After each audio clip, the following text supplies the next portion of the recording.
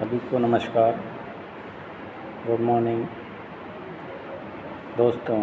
मैं KC Meena, assistant professor government college Bandikui, subject business administration.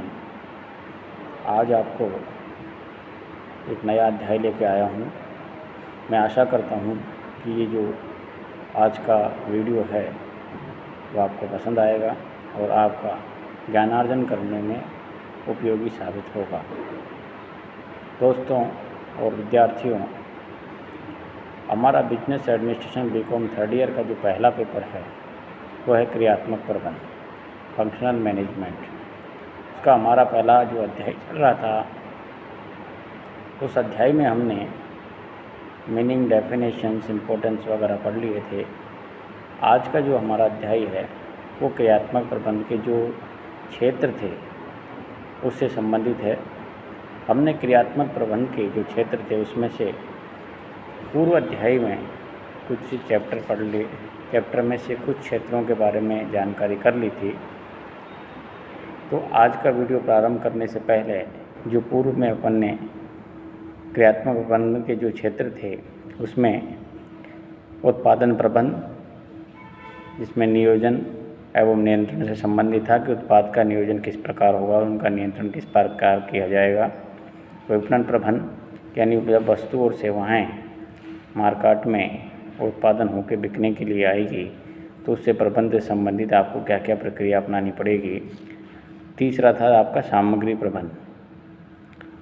चौथा था आपका वित्तीय प्रबंधन। आज हम जो इस अध्याय में और इस वीडियो के माध्यम से ज्ञानार्जन करेंगे उसमें है आपका सेवी वर्गीय प्रबंधन। सेवी वर्गीय प्रबंधन को दूसरा मानव संसाधन प्रबंधन के नाम से भी जाना जाता है। प्रत्येक संस्था, चाहे वह किस राजनीतिक हो, सामाजिक हो, आर्थिक हो, धार्मिक हो या वैज्ञानिक हो, सभी में मानव संसाधन बहुत उपयोगी संसाधन है। बिना मानव के कोई भी कार्य वहाँ संभव नहीं हो सकता। आज और प्रबंधन के क्षेत्र में मानव संसाधन का जो है बहुत उपयोग बढ़ता ही जा रहा है। सेवी के प्रबंधन जो है संस्था का एक भाग है, जिसमें जो संस्था के सभी जो कर्मचारी है उनसे संबंधित कार्यों का नियोजन, संगठन, नियंत्रण एवं निर्देशन किया जाता है। सेवी वर्गीय प्रबंधन जो है वो प्रबंधन के अनेक कार्य करता है, जिसमें जो मानव संसाधन है उसके अंतर्गत कुछ कार्य सम्मिलित है और उन कार्यों का वो प्रबंधन किया जाता है। इसमें सबसे पहला है मानव शक्ति नियोजन, यानी जो मानव संसाधन है उस मानव संसाधन का किस प्रकार से प्लानिंग या योजना बनाई जाए जिससे वह मानव संस्था में अधिकतम से अधिकतम कार्य कुशलता से कार्य करे और संस्था के उद्देश्यों या लक्ष्यों को प्राप्त करने में सहयोग करे, जिसमें वह अल्पकालीन एवं दीर्घकालीन मानव संसाधन की आवश्यकता का अनुमान लगाया जाता है कि वर्तमान में हमें कितने मानव संसाधन की आवश्यकता है और भविष्य में कितने मानव संसाधन की आवश्यकता होगी। इसके बारे में वो क्या है, मानव शक्ति के बारे में पहले से ही पूर्व नियोजन करते हैं और कोई नीति बनाते हैं। दूसरा कार्य विश्लेषण, जिसमें कार्य से संबंधित कुछ विशेषीकरण भी होते हैं, यानी जो मानव संसाधन है उसको संस्था में जब किसी कार्य के संबंध में वहाँ पर नियुक्त किया जाता है तो उस कार्य का विश्लेषण किया जाता है। कुछ कार्य तो सभी लोग करते हैं, लेकिन कुछ कार्य ऐसे होते हैं जो विशेष प्रकार के स्पेशल पेशे से जुड़े होते हैं, जिसमें जैसे प्रबंधक है, सचिव है, संचालक है और जो आपका अधिशासी अधिकारी है, ये वे कार्य होते हैं जो विशिष्ट ज्ञान अर्जित करे या उस क्षेत्र में काम करने का अनुभव रखने वाले व्यक्तियों को ही उस पर नियुक्त किया जाता है। तीसरा कार्य मूल्यांकन। जब व्यक्ति संस्था में काम कर रहा है तो उस व्यक्ति का समय समय पर कार्य का मूल्यांकन भी किया जाता है। ये सेवी वर्गीय प्रबंधन में है। कार्य समृद्धि, कर्मचारी को वहाँ पर क्या है, कार्य से समृद्ध से ज़्यादा वो व्यक्ति कार्य अधिक करे और उसके लिए वो क्या प्रमोशनल स्कीमें लाते हैं, उनको ज़्यादा कार्य करने के लिए मोटिवेट करते हैं, कूपन की, आदि लाभ की, बोनस की और अतिरिक्त कार्य का अतिरिक्त वेतन, इस प्रकार की स्कीमें लाते हैं, जिससे वह कर्मचारी क्या है अधिक से अधिक कार्य कुशलता से और अतिरिक्त समय देकर उस संस्था के उद्देश्यों को पूरा करने में सहयोग देते हैं। श्रम पूर्ति के स्रोतों का निर्धारण किया जाता है, यानी जो श्रम है, यानी जो मजदूर रहेंगे किसी संस्था में काम करेंगे तो उनकी पूर्ति का भी संसाधन क्या होंगे उनका निर्धारण किया जाता है। उनकी आंतरिक भर्ती होगी या बाह्य संसाधनों से भर्ती होगी, इसके बारे में वहाँ पर पहले से नियोजन किया जाता है सेवी वर्गीय प्रबंध के माध्यम से। भर्ती एवं चयन जिसमें साक्षात्कार इंटरव्यू होते हैं, मनोवैज्ञानिक परीक्षण किया जाता है, उनका साइकोलॉजिकल टेस्ट करवाते हैं और इंटरव्यू के माध्यम से उन कर्मचारियों की जो कार्य करने की क्षमता है उसको वो परखते हैं और अभिवृत्ति प्रशिक्षण भी करते हैं वो। तो जिससे क्या है कि जो व्यक्ति जिस कार्य में दक्ष होता है, यानी जिस कार्य के लिए जो व्यक्ति उपयुक्त है उसके बारे में वो सही व्यक्ति का सही कार्य के लिए चयन करके वहाँ पर उसको नियुक्ति देते हैं ताकि वह अपनी कार्य कुशलता से अधिक कार्य कर सके। प्रशिक्षण दिया जाता है, जो भर्ती कर लेते जाते हैं कर्मचारी उनको कार्य से संबंधित वहाँ पर प्रशिक्षण भी दिया जाता है। मानव संसाधन का विकास, समय समय पर जो कर्मचारी भर्ती किए गए हैं संस्था में उनके विकास के लिए भी वहाँ पर क्या है मानव संसाधन विकास कैंप लगाए जाते हैं, सेमिनार लगवाई जाती है, उनके टूर्स करवाए जाते हैं और उनको समय समय पर रिफ्रेश ओरिएंटेशन वगैरह कोर्स भी करवाए जाते हैं। पदोन्नति, उनको समय समय पर पदोन्नति दी जाती है, उनका प्रमोशन किया जाता है और जो कार्य ढंग से नहीं कर रहे हैं या जैसा संस्था चाहती है उस प्रकार से वो कार्य नहीं करते हैं उन व्यक्तियों का डिमोशन भी किया जाता है, उनकी जबरन छुट्टी भी की जा सकती है, उनको रिटायरमेंट भी दिया जा सकता है, उनको यह सेवा मुक्ति भी की जा सकती है।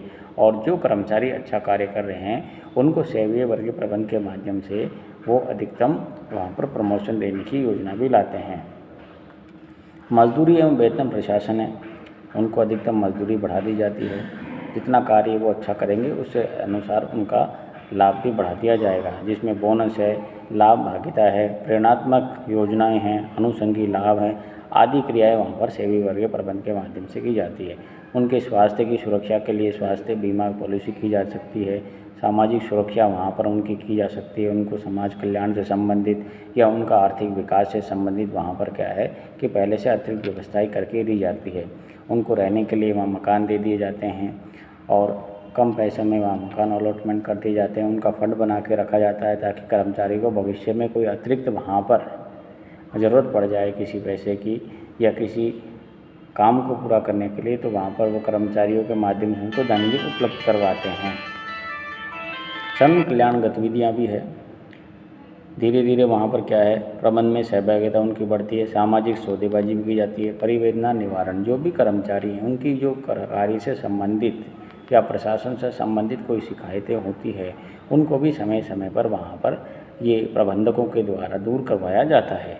औद्योगिक संबंध आपस में बने रहते हैं, यानी जो इंडस्ट्रियाँ हैं एक दूसरे से वहाँ पर उनके बीच में किसी प्रकार का विवाद नहीं रहता, उनके आपस में संबंध समन्वय के माध्यम से बने रहते हैं।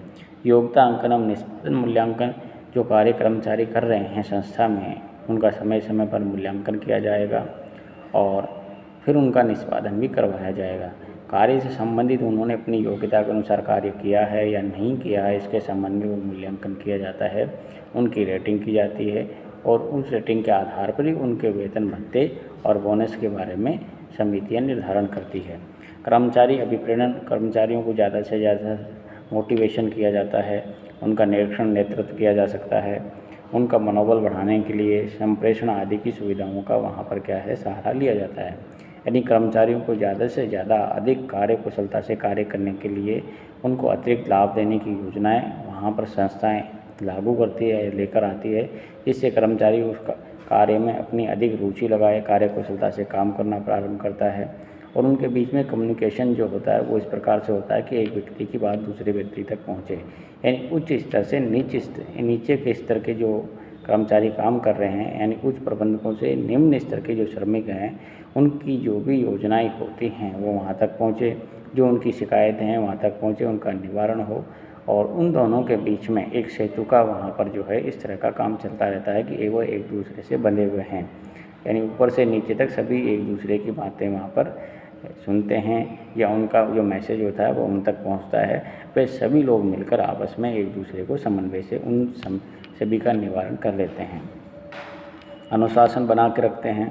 साथ में ही जो सेवी प्रबंध है वो इस प्रकार से वहाँ पर योजना बनाता है कि जो कर्मचारी हैं, जो संस्था के जो भी वहाँ पर उद्देश्य लक्ष्य होते हैं उन लक्ष्यों को प्राप्त करने में सभी उन नीतियों के अनुसार वो कार्य करते हैं, उनको क्रियान्वयन करने में सहयोग करते हैं, वो एक अनुशासित रहकर कार्य करते हैं।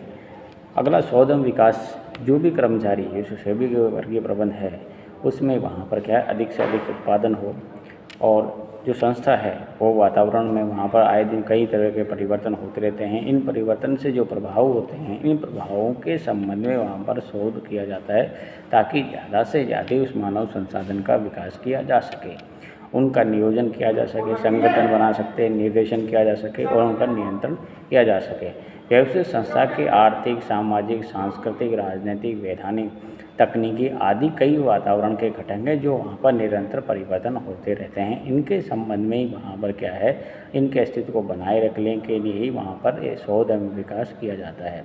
और कुशल प्रबंध जो है उस प्रबंध के माध्यम से इनका महत्व दिनों दिन बढ़ रहा है। और प्रबंध के कुछ सामान्य कार्य यहाँ पर बताए जा रहे हैं। विपणन शोध, यानी मार्केट में वहाँ पर जो उत्पादन हो रहा है, जो मांग और पूर्ति है, इसके संबंध में शोध किया जाता है। उत्पाद किस प्रकार का हो इसके बारे में शोध किया जाता है। उत्पादन विधियों का सरलीकरण किस प्रकार से किया जा सकता है, इसका शोध किया जाता है। उत्पाद विविधता शोध किया जाता है। विज्ञापन एवं विक्रय से संबंध शोध है। नवीन उत्पाद बाजार में किस प्रकार से वहाँ पर उसका उत्पादन करके लॉन्च किया जाए या मार्केट में सप्लाई किया जाए, इसके बारे में शोध किया जाता है। प्रविधि, उसकी प्रोसेस क्या होगी, और पहले से अगर कोई विधि चली आ रही है जिसके माध्यम से वो उत्पादन हो रहा है तो उसके बारे में भी सुधार किया जा सकता है। उत्पाद इंजीनियरिंग के बारे में शोध किया जा सकता है। औद्योगिक मानक शोध किया जाता है। औद्योगिक डिजाइन शोध है। उत्पादकता शोध है। क्रियात्मक शोध है। परिमापीकरण है और सरलीकरण है। गहनीकरण है। नवप्रवर्तन, वैज्ञानिक प्रबंध एवं विवेकीकरण आदि पर शोध है। कार्य कुशलता पर भी शोध किया जाता है। तो हमारा ये जो शोध एवं विकास प्रबंध का जो डिपार्टमेंट है उसमें इस से संबंधी सारे शोध किए जाते हैं। अगला जो है आपका कार्यालय प्रबंध, यानी क्रियात्मक प्रबंध का जो क्षेत्र है उनमें कार्यालय प्रबंध का भी एक अलग से विभाग बनाया गया है। इस क्षेत्र में भी वहाँ पर क्या है कि वहाँ पर शोध किया जाता है। कार्यालय प्रबंध जो है ये ठीक कहा गया है, इसमें कार्यालय का संस्था में वही स्थान है जो घड़ी में मुख्य कमानी का, यानी जिस प्रकार कमानी के बगैर घड़ी नहीं चल सकती उसी प्रकार कार्यालय के बगैर कोई ऑफिस नहीं चल सकता। यानी कोई भी संस्था जो होती है उसमें कार्यालय होना आवश्यक है। इसके पश्चात जैसे कहा गया है, कार्यालय प्रबंध के संपूर्ण प्रबंध के लिए प्राथमिकता अनिवार्य है, इसमें होना चाहिए। दूसरा, धीरे धीरे क्या है, जो आंकड़े होते हैं, जो व्यवस्थाएं हैं, उनको एक जगह बैठकर ही वहाँ पर क्या है सुधारा जा सकता है, उसके बारे में निर्णय किया जा सकता है। कार्यालय प्रबंध वह जगह होती है जहाँ पर प्रबंध से संबंधित कार्यों का नियोजन, संगठन, निर्देशन एवं नियंत्रण किया जा सकता है। इसमें कुछ कार्य सम्मिलित होते हैं। वो कार्य क्या क्या है, जैसे सबसे पहला कार्यालय का स्थान का चयन होना चाहिए, इसकी स्थापना की जानी चाहिए।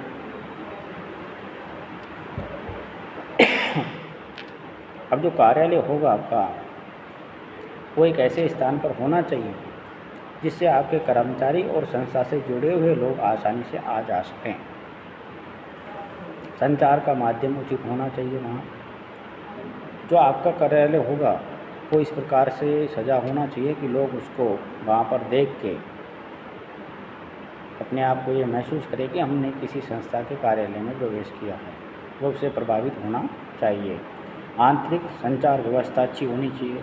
सब बाहरी संचार व्यवस्था के लिए जैसे टेलीफोन है, टेलेक्स है, फैक्स है, आवश्यकता के अनुसार इन सब बातों का वहाँ पर निर्धारण किया जाता है। कार्यालय स्टेशनरी होनी चाहिए जिसमें लेटर हेड है, पत्र है, प्रतिवेदन है, आदेश प्रारूप है आदि वहाँ पर छपवा कर रखनी चाहिए, ताकि वहाँ पर जब कर्मचारियों से या आपके संभावित जो ग्राहक हैं उनसे जब आप किसी प्रकार का लेन देन करें, उनका कार्य विश्लेषण करें या उनके बारे में कोई आप शोध करें तो वह उससे संबंधित वहाँ पर जानकारी आपको एकत्रित करने में आसानी रहेगी और इन सब चीज़ों से उस कर्मचारी का और उस संभावित ग्राहक का विश्वास उस संस्था के प्रति बढ़ेगा। कार्यालय में सूचनाएं एकत्रित करने के लिए फाइलिंग होनी चाहिए, अभिलेख होनी चाहिए, अनुक्रमणिका बनाने की व्यवस्था होनी चाहिए, डाक और संदेश की व्यवस्था होनी चाहिए, कार्यालय में यंत्रों की व्यवस्था होनी चाहिए, प्रपत्र और टंकन प्रतिलिपि आदि की व्यवस्था होनी चाहिए। कार्यालय मैनुअल के लिए कुछ प्रकाशित वहाँ पर पुस्तकें होनी चाहिए। ये कहना चाह रहा है कि कार्यालय से संबंधित जो भी वहाँ पर आवश्यक चीज़ें होनी चाहिए वो कार्यालय प्रबंध के अंतर्गत होनी चाहिए। परिवहन प्रबंध वहाँ पर संस्था का प्रबंध का वह भाग है जो माल और सामग्री और कर्मचारियों को यहाँ से वहाँ पर ले जाकर पहुँचाना होता है। यानी कर्मचारियों ने जब किसी वस्तु और सेवाओं का उत्पादन कर दिया है तो उसका ट्रांसपोर्ट के माध्यम से एक स्थान से दूसरे स्थान तक वो पहुँचता है और उसका वहाँ पर परिवहन किया जा सकता है। अगले अध्याय में हम फिर अध्ययन करेंगे। धन्यवाद।